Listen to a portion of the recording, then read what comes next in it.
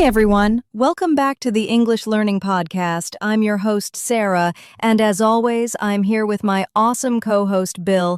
Hey, Bill, how's it going today? Hey, Sarah. I'm doing great, thanks. Excited for today's episode. This is a topic so many English learners struggle with. Absolutely. Today, we're talking about how to think in English without translating. This is one of the most powerful skills you can develop if you want to speak English fluently and naturally. Yeah, and the truth is, most learners, especially beginners, start by thinking in their native language and then translating everything into English in their heads. That can really slow you down. Exactly. You know that feeling when you're trying to say something, but you have to stop and translate every single word before you speak? That pause can be frustrating, and it makes conversations feel unnatural. So in today's episode, we're going to help you break that habit. We'll explain why translating in your head is a problem, what it really means to think in English, and give you practical steps to start doing it right away. Right, and this isn't just for advanced learners. These tips will help you even if you're just starting out. So whether you've been learning for years or just a few months, you'll get something useful from today's episode. And don't worry, thinking in English is a skill that can be trained. It takes time, but with the right practice, it becomes natural. Let's dive in and talk about why translating slows you down and what you can do instead.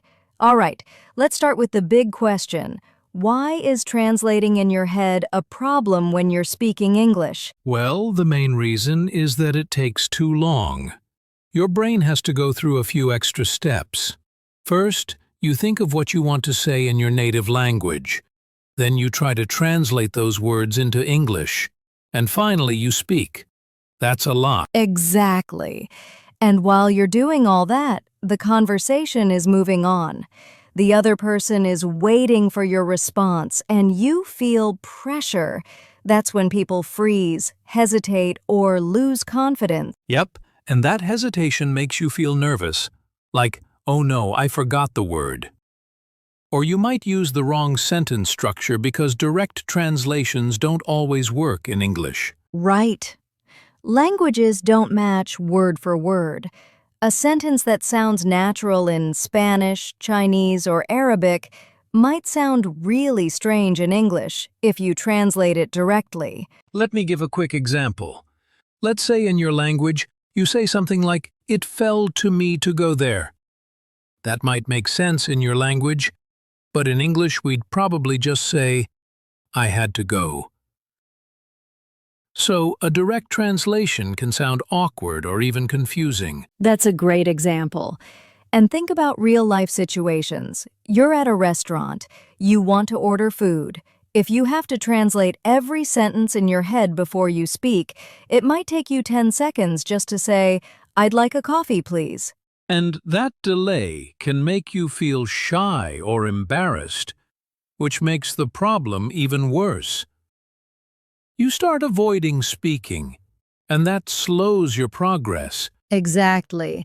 So the bottom line is translating slows you down, makes your speaking feel unnatural, and hurts your confidence.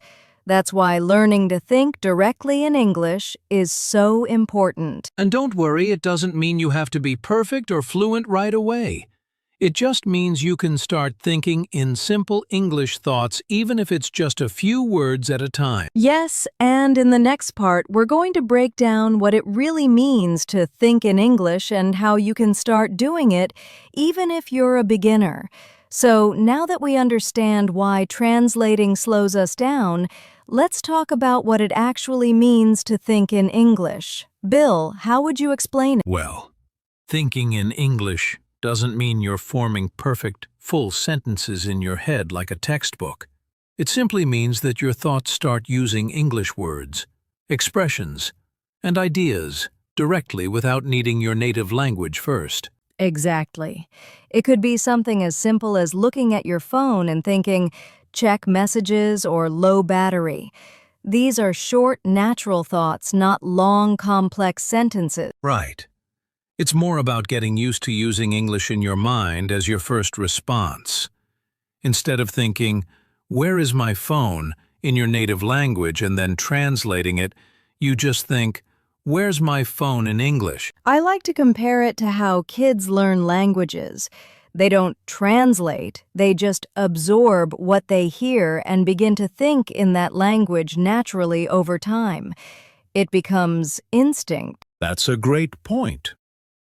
And for adult learners, it works the same way, but you need to be more intentional about it. You can train your brain to think in English by practicing little by little every day. And it's not about thinking perfect English either. It's okay to think in broken or simple English at first. The goal is to stop relying on translation and start feeling the language. Yes. For example, if you're getting ready in the morning, just say to yourself in English, "Brush teeth, get dressed, make coffee." It might sound basic, but it builds strong thinking habits. So thinking in English means you're not switching between two languages in your head. You're creating an English environment in your mind where English is the default. And once you make that switch, everything becomes smoother. Listening, speaking, even writing. Your brain starts to work in English automatically. All right, coming up next, we're going to share step-by-step techniques that will help you start thinking in English today. Let's get practical. All right, now it's time for the good stuff practical techniques you can use to train your brain to think in English without translating. Let's break these down step by step. The first step is simple. Think in English, using basic words and short phrases. Don't try to build complex sentences in your head.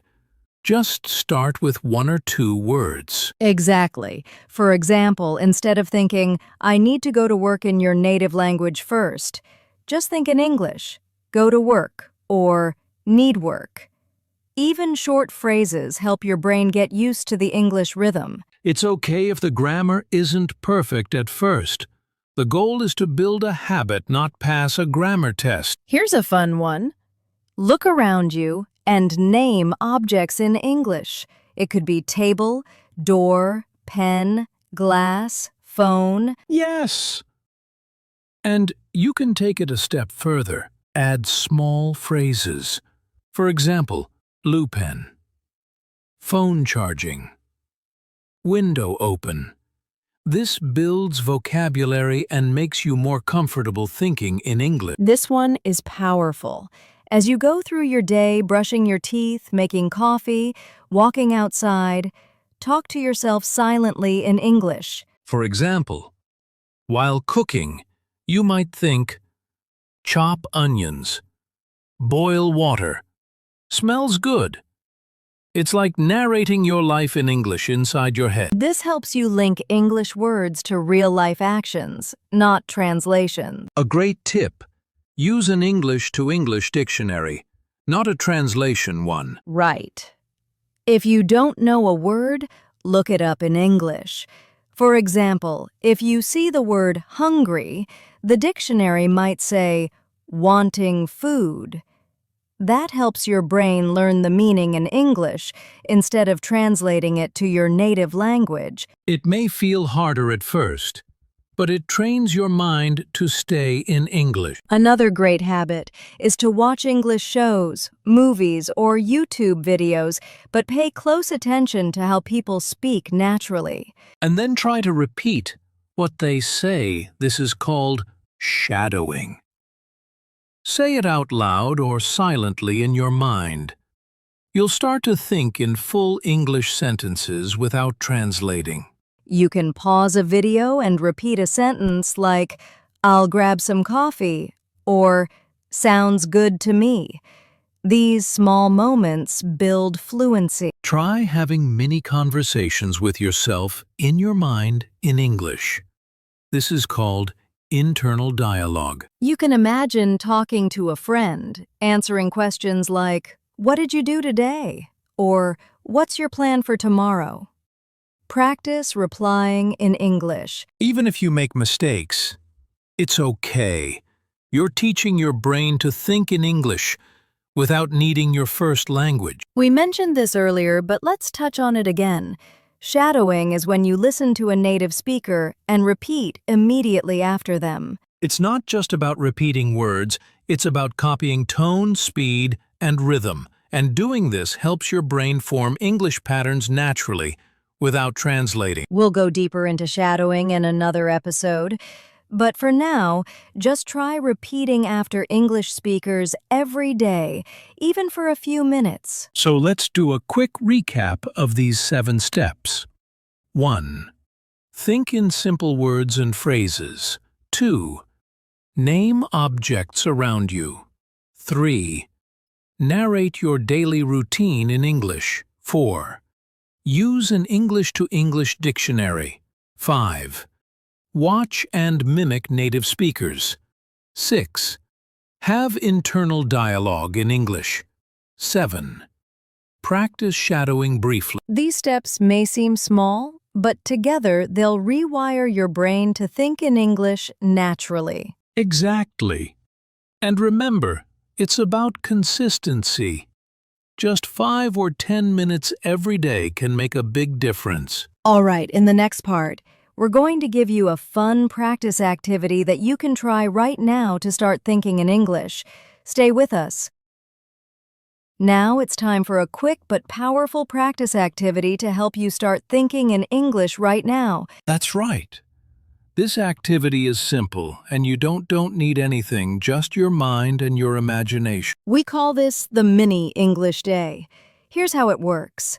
For the next 3 to 5 minutes, we want you to imagine your daily routine, but only in English. That means no translating in your head. Just think in short English phrases or simple sentences.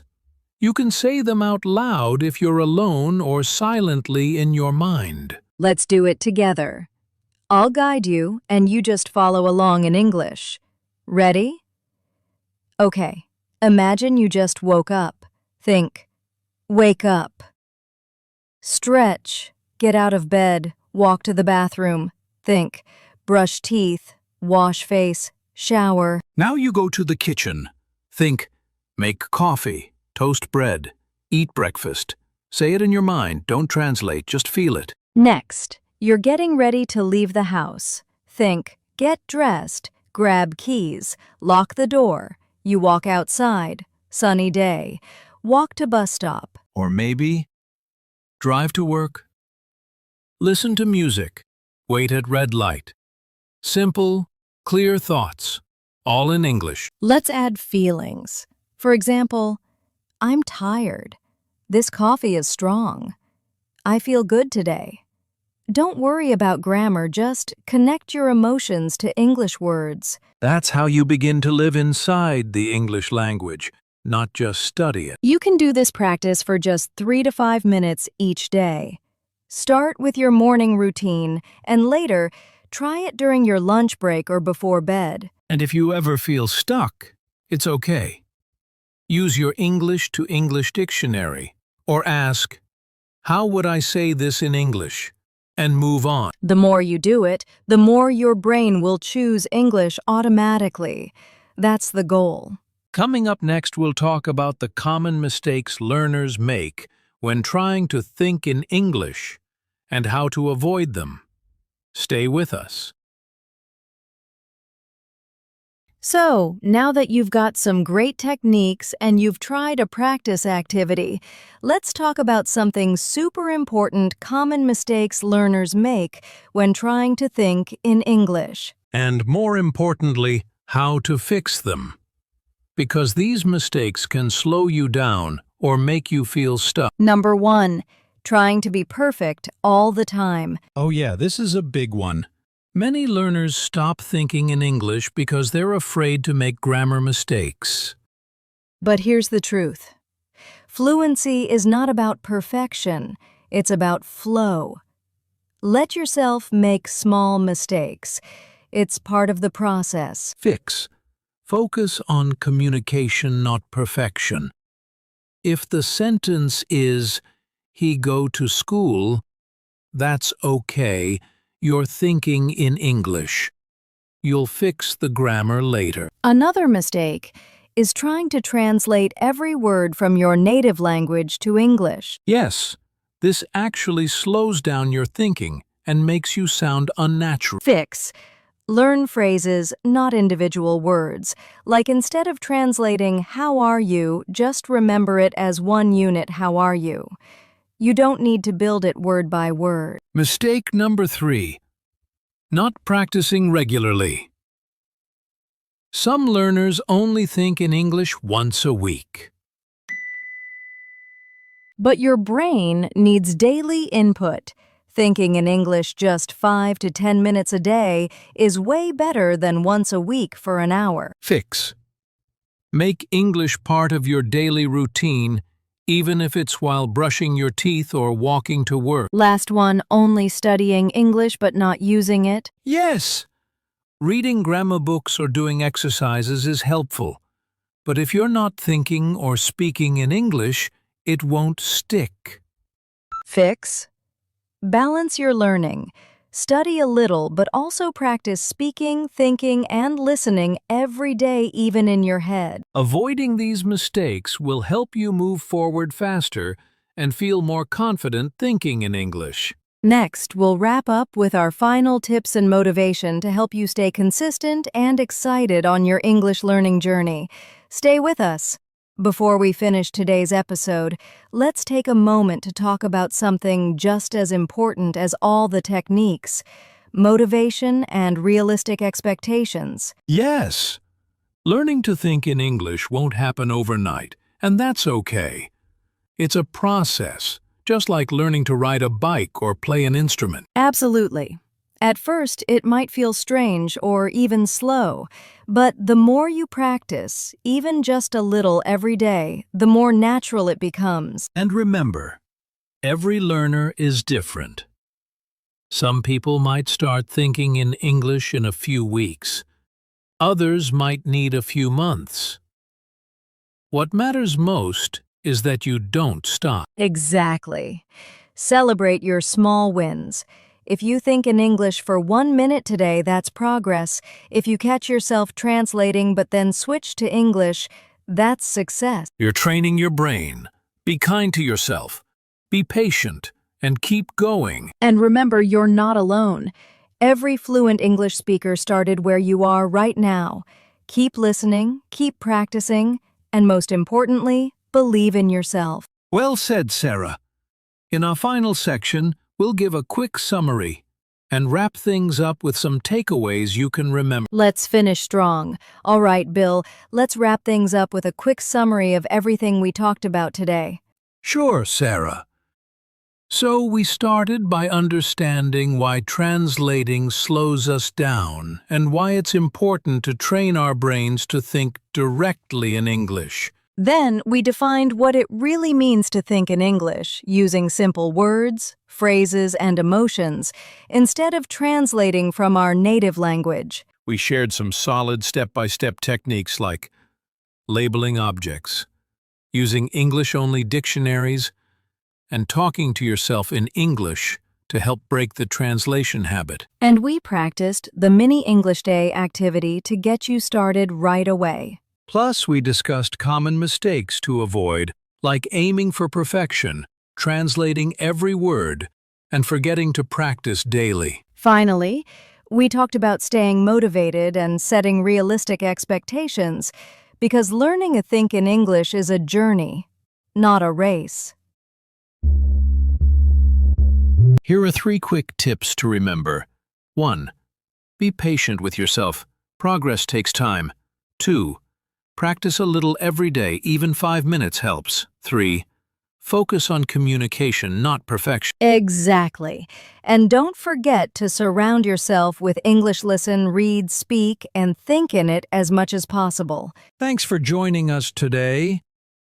We hope this episode helps you feel more confident on your English learning journey. If you enjoyed this podcast, please subscribe, leave a comment, and share it with your friends who want to think in English too. See you next time on the English Learning Podcast. Bye for now. And that's a wrap for today's episode. We hope you found these tips useful and feel inspired to start thinking in English more naturally. Remember, the key is consistency and patience. Keep practicing, and your brain will get better and better at thinking in English without translating. If you enjoyed this episode, don't forget to subscribe to the English Learning Podcast so you never miss an episode. Also, leave us a review or comment your feedback really helps us create better content for you. Thanks so much for listening. We'll see you next time with more tips to help you become fluent and confident in English. Take care.